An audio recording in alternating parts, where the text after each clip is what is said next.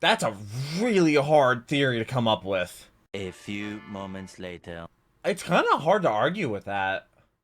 Generic Control in the Doc Goes. We're here back with some more Game Theory FNAF videos. Today we're doing FNAF The Origins of Evil, and apparently they're the same, which is going to be the, Glam Rock Freddy and the Hippo, like, of Wisdom or something like that. I'm not really sure. I haven't played these games. I played Sister Location for my birthday and streamed it, and that video is linked down below in the description over on my gaming channel. My girlfriend also joined me for that first time. She has actually been in a YouTube video, which was really, really fun. You can check my reaction to the last video, which was You're Going to Hate This, which I absolutely love that video. You can check my reaction to that video. I'll leave it right up there. Also going to be linked down below in the description and in a playlist on my channel with all of my other Game Theory FNAF reactions going in chronological order. Also, shout out to the patrons because they get the videos there early. 11 on a paywall channel. I'm completely against paywalls because I'm here to make you smile, not make you pay, and I still read all your comments, whether you're a patron, whether you're subscribed, whether you like, you dislike. If you leave a comment, chances are I am going to read it. I hope you're having a wonderful day. Hopefully I can make it a tiny little better. There should be a Game Theory video coming out a Death Battle coming out 30 minutes after this video, and then an hour after this video should be a Dotto video about Dragon Ball Fighters, and there might be another video thrown in there somewhere. I'll also be streaming at 5 p.m. taking on the Elite Four in my Pokemon Emerald Randomizer Nuzz. Like, I've been working on this for months, and all my Pokemon are up to the level. We had to, like, maybe change 1 or 2 moves on my Pokemon, and then we're going to take on the Elite Four, so do not miss it. If it's shortly after 5, definitely stop by because it's not going to be a super long stream. We're going to literally jump into it probably in the first 10 or 20 minutes, so it should be really, really good. But let's go and jump into FNAF The Origins of Evil. I've done it. I've solved FNAF. And Oh, the you clue have. that brings it all together Is this. Don't you hate getting Oh, killed the by hippo. obscure secondary characters? Maybe. Not really. I don't really get killed by obscure Internet. secondary characters. Welcome The to music, Game man. Theory, where today I'm just gonna get straight to the point. This episode was supposed to be our final timeline, Oh, but you know which what? It's not quite there we're not yet. knowing yet. I think we're gonna have it ready for next week. There's just a few Oh, wrinkles are that we? we need to iron out about Elizabeth's death specifically. Apparently but the last video otherwise, was I feel wrong. really Good about idea, but everything wrong. we've pieced Or not together quite so exact far. correct. That said, I wanted to put this Wrong episode person. up first regardless because it dives into a section of the timeline that's likely gonna be 1980s. controversial, which is also Oh, a bad thing because it's the 40 years beginning ago? of the timeline. Nothing like starting off on the wrong foot, you know? So in order to head that one off at the past, let's just start talking about it now, shall we? Last episode I brought up how the team and I have been tackling this whole timeline project. The eye Basically, that bags. we've broken down everything into 3 key sections: the foundation of Freddy's, the Afton era, and post-Purple Guy. In that episode, we dug Why is hard it called into the post-Purple last Guy, though? chunk, trying to figure out the recent Why isn't it history not with things just- like FNAF VR and Security Breach. But even trickier is the first chunk, the foundation of Freddy's. You see, at this point, we all have a general basic knowledge of the games, right? Kids die, animatronics get possessed, all that good stuff. But here, that foundational stuff right at the beginning, that's the murkiest because honestly, there's not a lot that's Well, the story immediately probably clear wasn't that all we can go thought off out. of. There Sure, wasn't probably a there's huge couple of plan lines for from it. Phone Guy, maybe a sentence or 2 from the novels, but otherwise, it seems to be about it. How did William Afton and Henry Emily start working together? Were Such they a rivals? bad last Why name. did Afton start killing in the first place? Was Fredbear's Family Diner truly the first location? These are questions that seem important for us to answer, and Why honestly, he if you're or looking at both? where the timeline of Five Nights at Freddy's really begins, it's with those sorts of questions. The only problem is that the answers just might not exist anywhere in the canon yet. Or so I initially thought, which brings us to today's episode. I suspect that there may be a way to answer some, if not all of those questions using a mix of evidence from the games, the books, You can and explain real why life he started lore. killing? In the process, I think it'll help us get a better understanding of William Afton's motives, while also outlining a rough sequence of events that'll ultimately help place locations and other things when I tackle the full timeline of the series next week. And all now of it Ruins come out, hinges which I'm on sure he's one done thing, tons of a videos set on of that. obscure secondary characters named the Mediocre Melodies. Orville Elephant, Ned Bear, Pig Patch, Happy Frog, and of course, Mr. Hippo. Sometimes a story is just a story. You try to read into every little thing and find meaning in everything anyone says, you'll just drive yourself crazy. Yeah, I know. Yeah, no, Mr. that's Hippo, I yeah. get I it. should have taken that That's been advice. leveled at me more times than I can count. But I think in this case, we actually didn't read into you enough. You see, when the mediocres were first introduced, That's in why I don't do Pizzeria analysis Simulator, videos. we, as the community, largely Reactors do dismissed them. theories and stuff. why I just wouldn't don't. we? This is a game where you're pulling you're supposed to be animatronics having out of a fun. dumpster. Trash and the gang are literally made of garbage. Why would we think that some random barnyard-themed characters would be worth our attention when there was already so much established lore inside of the thing? We beat the game, game, we solved the lore, we moved on. Then Ultimate Then Custom just Night forgot about him. released, I don't want to play with you there anymore. they were again. It was strange to see him fill so many slots, but I don't know, there was also Trash in the Gang and Music Man. Other random pulls from the character deep cuts. So maybe it was just Scott trying to fill out the roster. But then why would he do that? Happened. Well, they were mostly treated as a joke. If you died to them, every once in a while they'd give voice to the most important character and mystery from the game. The one you shouldn't have killed, Cassidy. We've only just begun. I will never let you leave. I will never let you rest. It was a huge crazy ass revelation, girlfriend and the sounding. lines that they spoke ultimately helped us to determine that Custom Night was William Afton's endless torment at the hands of the spirits inside the Golden Freddy suit. But Your again, punishment none of for us ever eternity is stopped to play your consider game. Why them? Why these characters? Why were they the ones that Cassidy was choosing to speak through? Why are they here? Well, after doing a lot of research for the grand overall timeline, now I think I know. The mediocre melodies were Henry's creation from a time before he and William started working together. When the two men merged their ideas together to form one company, Pizza the in mediocres a became briefcase. temporary characters at Fredbear's Family Diner before eventually being retired and largely forgotten.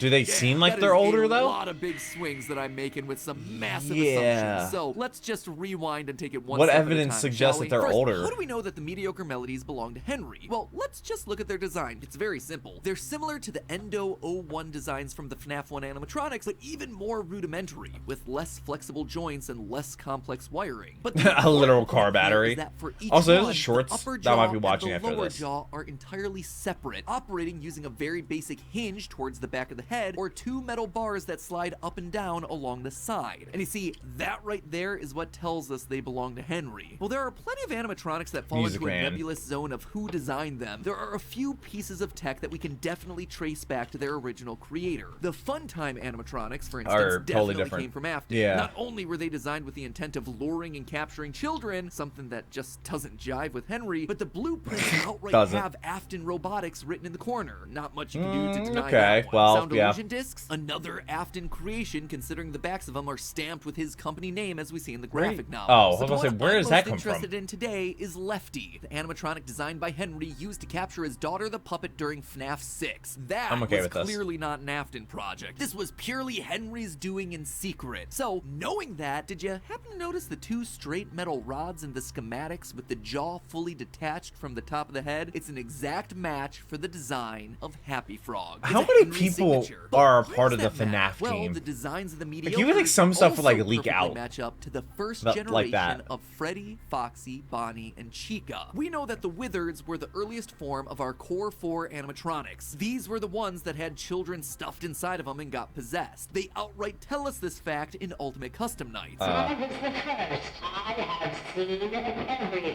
You've looked like you've Stop seen to a look lot. at how the Wizards were constructed. They use the exact same techniques as the mediocre melodies. They have a full separation between the tops of their head and their jaws. Withered Freddy and Foxy both have the hinge opening in the back like we see with Pig Patch, and Withered Chica follows the Happy Frog and Lefty model with bars in the jaw to aid in opening and closing the mouth. Think this is just a Not a coincidence? hinge, Look but- at Chica in other games. Chica in FNAF 1, a fundamentally different design. Funtime Chica, definitely not. Toy Chica, nope. The only other time we see this sort of fully separated head design for animatronics is with the FNAF 6 Rockstar animatronics. Ones that, again, we know were built by Henry as part of his plan to lure everyone back to his pizzeria trap. In short, the animatronic design seems to be giving us a timeline of events. The mediocres It's and kinda Wizards hard to were built argue by with Henry that. early in the timeline of the games. Eventually, Afton starts to influence the designs more and more until Henry comes back to design the robots that were used for his pizzeria trap. But again, I ask, why does any of this matter? Isn't this just a minor detail? Me looking for connections where they don't really matter? No. Knowing that the Wizards and the mediocre share a design seems like it might help explain another The part of the timeline. lore, Happiest Day. In FNAF 3's Happiest Day minigame, we walk past children wearing masks that match the coloring and rough shape of the mediocres. Pink pig, green frog, purple hippo, orange elephant, blue...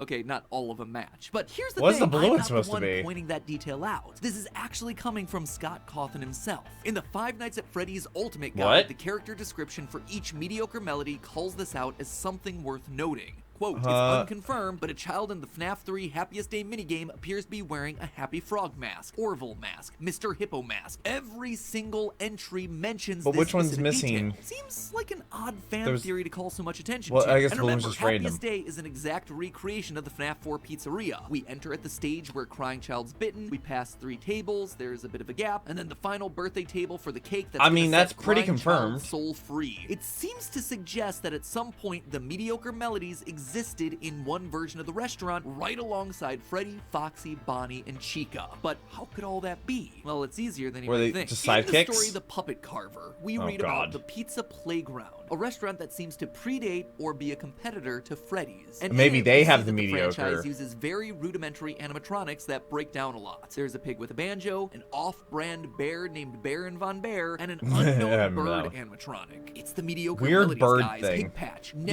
Bear, and hold on, there's no bird in the mediocre melodies. Unless, of course, we're talking about Chica. What this story seems to heavily suggest is that Chica started at a different pizza franchise and eventually crossed over. I wonder if Freddy's, she was becoming popular enough to eventually join the core. Yeah, I four. wonder if she was Also like the working at that pizza playground like is a talented namesake. creator named Porter, someone who seems to have the ability to make wood-based animatronics come to life. In short, it's the book's stand-in for Henry. Henry may not be the most technologically advanced creator out there, but whatever he creates contains this certain X factor about it, a spark of life. It's how he's able to create endoskeletons out of nothing but wood. No power, no nothing, just wood. Can Henry do that? Like imagination. This, I think, starts to give us an important piece in the puzzle. Afton was the business guy, a tech bro who was smart, could build machines able to mimic voices and transform and launch giant claws out of their stomachs for no apparent reason. But it was Henry who had the pure love of his craft, that intangible thing that just couldn't be replicated, and it drove Afton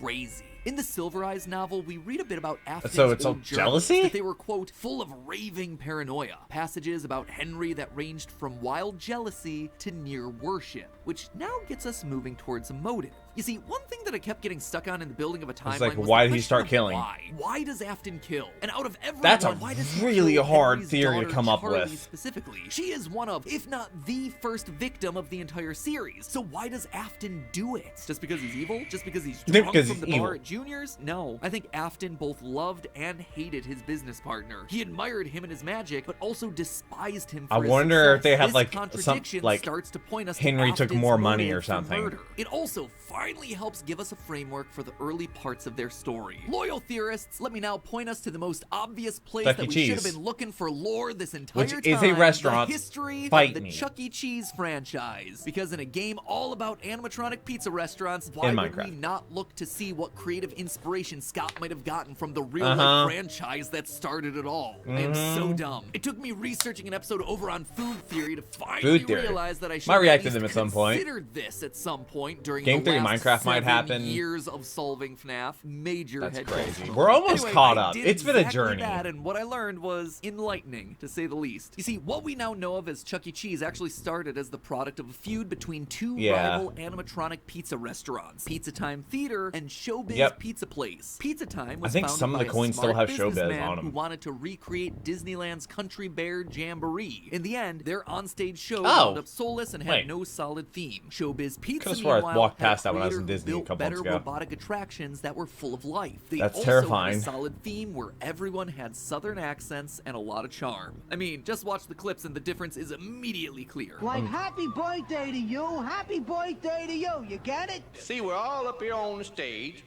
and we can all turn, go around a big circle together. See, like this, our feet aren't screwed to the floor or bolted down. We They can definitely move. are. We got more moves than a can of worm. And then that old 1-2 Billy Bob can come up there and stick his old ugly mug in your face. To me, the battle between these two real-life pizza places, these two men, sounds a lot like the battle Henry between William and Henry. yeah. A smart businessman who wanted to riff off Disney's Bear Show versus a talented artist that was building animatronics with actual life and good southern accents. I was just waiting for you to Good drop southern your accents? Even small I mean, I details live in of North the real-life Carolina, story map so nicely onto the games, like the fact that these pizza places had small cabaret stages off to the side for extra acts to get added later. later, just like how Foxy stands alone in Pirate Cove, a separate act that we see was the last one added to the core group of 4. In real life, Pizza Time Theater, the one I most associate with William Afton, went heavily into debt and was forced to merge with Showbiz Pizza. That meant that, at least for a while, all the animatronics existed under one roof. But because the characters from Pizza Time were stronger for branding, specifically Chuck E. Cheese, that's the ones that they ultimately moved forward with. I suspect that something similar happened in the games. William's bear-themed restaurant went heavily in debt. He gets saved by his rival Henry, and the two merge their restaurants together to create Fazbear Entertainment. Chica, the mediocre Melody, officially joins Fredbear's cast of friends, and the rest are slowly phased out. And the mediocre William, Melodies. Angry and bitter, never truly lives down the humiliation of his failure, prompting him to lash out in a drunken rage against Charlie one night behind the pizzeria. This feels right to me, to set up William as more than just an evil purple guy. This flow of events actually gives him a reason to want to kill, a motive. It also aligns with a lot of the interviews people have that killed for less. Studios has been doing recently. J-Top, creative director at Steel Wool, recently acknowledged how important it is for your horror. I'm sorry, does that say Camp Crystal Lake? Isn't that tragic character? Jason? Try not to set out to make. I'm gonna say it's Jason. Shout out to Death Battle. Villain,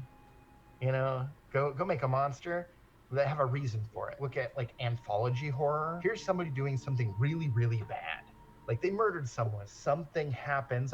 What is on the screen? Ironically, that then comes back to bite them. A creature is created. A situation. So why does he have a doll? Also, there's a cat back there. Judged and they get their just desserts. Every big, horror icon essentially fits that structure in a way. Why is Freddy Krueger popular? Well, it's a revenge story, isn't it? Miss Voorhees. It's a revenge story. These aren't just like these supernatural forces that came out of nowhere to just hurt people. It wasn't like his mom or something? They were results of other like Jason. It's Jason Voorhees, right? Follows this exact pattern. His jealousy over Henry's skill causes him to lash out, which in turn dominoes to him building the very robots that'll eventually take Elizabeth and his crying child son away from him. The other thing that this mediocre Melody timing issue may help explain is Cassidy's death. In the Fazbear Frights books, there's Andrew, who's basically the book stand-in for Cassidy. I know we're always supposed to take things in the books with a grain of salt, but Andrew they're all is parodies an or angry parallels. Spirit that keeps William's soul tethered to a hellish purgatory so it can be punished again and again and again. He's also known to have had his body stuffed inside of Golden Freddy, so really the connections between the two aren't subtle. But Andrew has two unusual details about him. First, he wears an alligator mask. Second, and even more strangely, it's repeatedly made clear that his soul is attached not to an animatronic or an endoskeleton or anything like that, but to a battery pack of all things. Now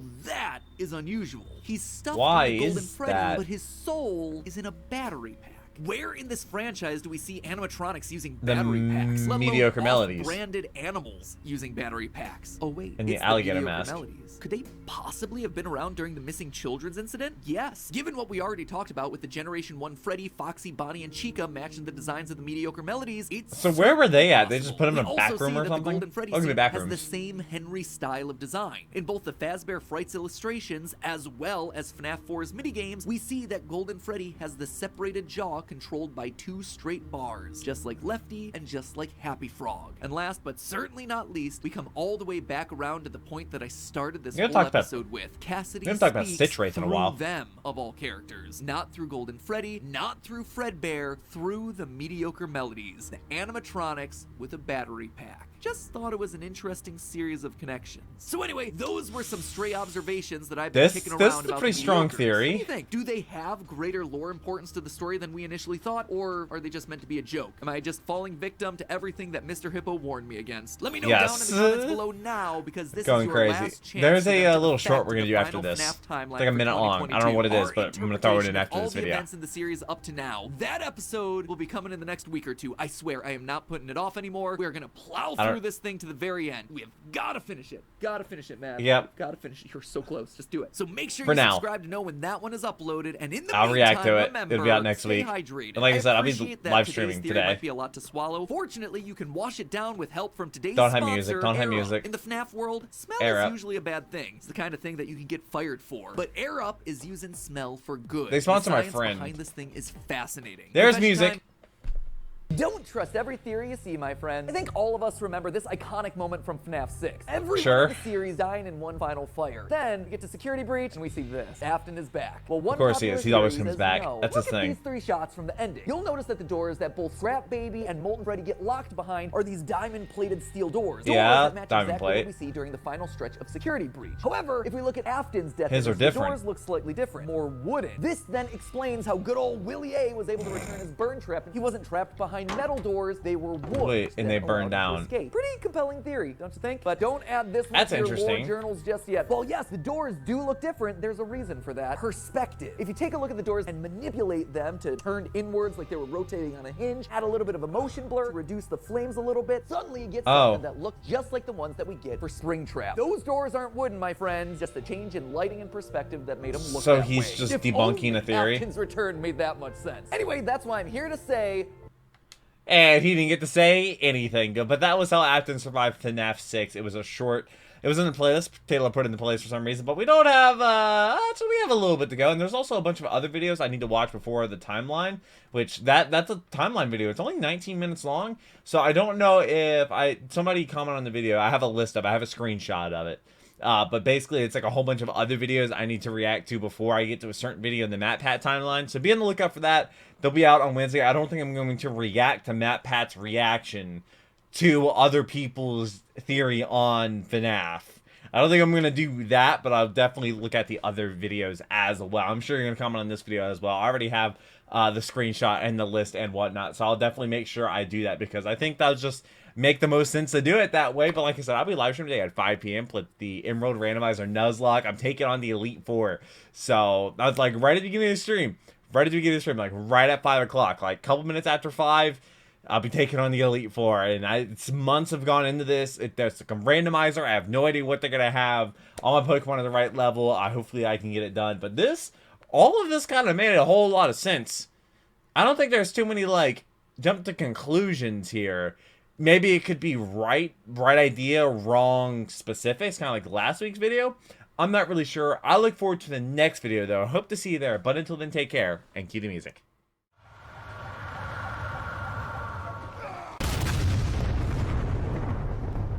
We were playing